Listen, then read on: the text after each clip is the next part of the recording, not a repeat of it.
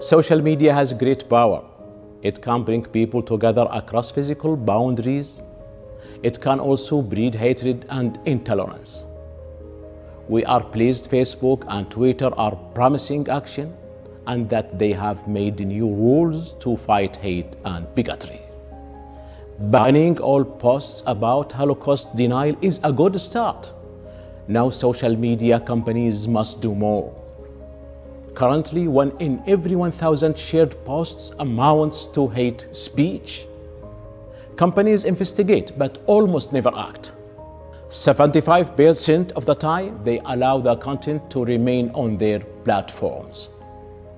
Muslims around the world suffer disproportionately. They face personal abuse, threats, and physical violence, all fueled by content spread through social media. Islamophobia is a disease. Social media cannot be the incubator. Facebook and Twitter can and must do better. The Muslim World League is launching the Reject Hate campaign. We are calling for zero tolerance for hate speech targeting Muslims. Zero tolerance for hate speech targeting any adherents of any religion. Join us in our campaign to reject hate in all forms. Help us create a more peaceful and tolerant world.